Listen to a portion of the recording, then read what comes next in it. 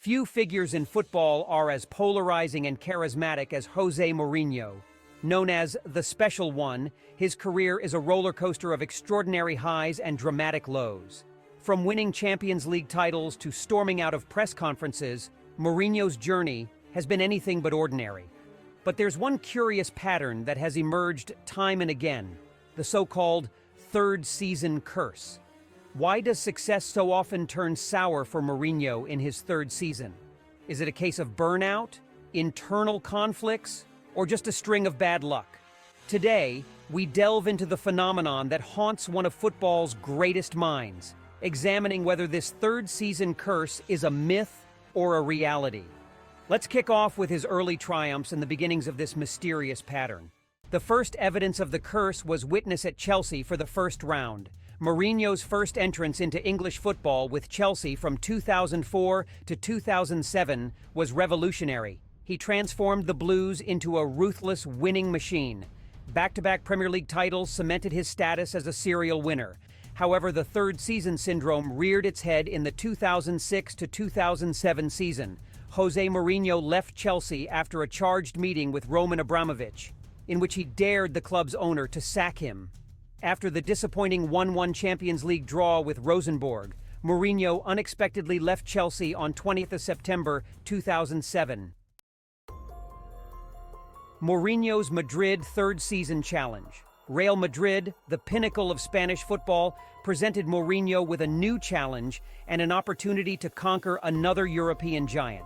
His arrival at the Bernabeu in 2010 was met with a mix of excitement and trepidation. In his first season, he ended Barcelona's dominance by securing the Copa del Rey.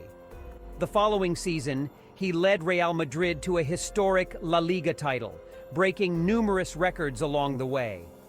However, Mourinho's third season in the Spanish capital, from 2012 to 2013, followed a familiar script.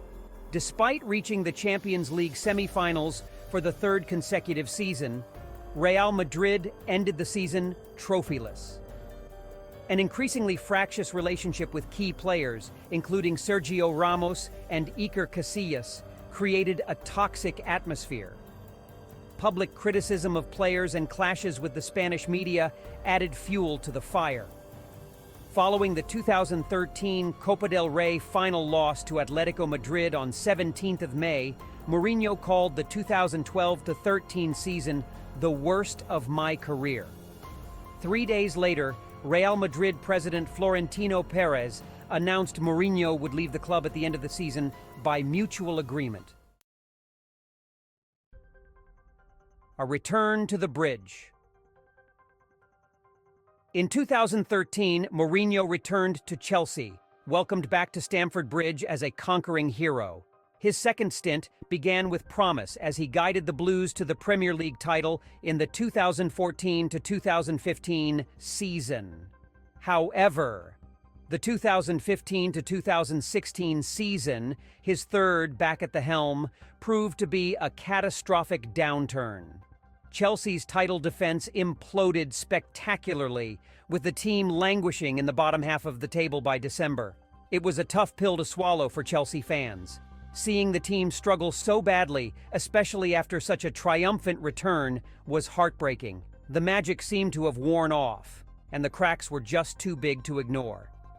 On 17th of December 2015, after losing 9 of 16 Premier League matches, Chelsea announced that they had parted company with Mourinho by mutual consent. Mourinho time at Manchester United.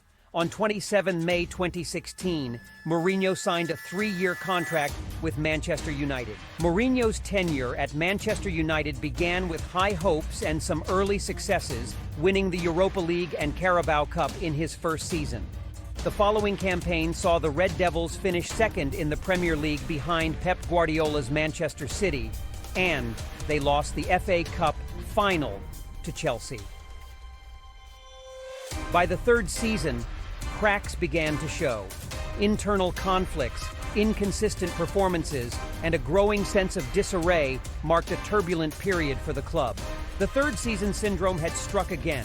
After starting the 2018-19 season with just 7 wins in the first 17 Premier League games, leaving Manchester United 19 points behind the league leaders, Mourinho was sacked by the club on 18th December 2018.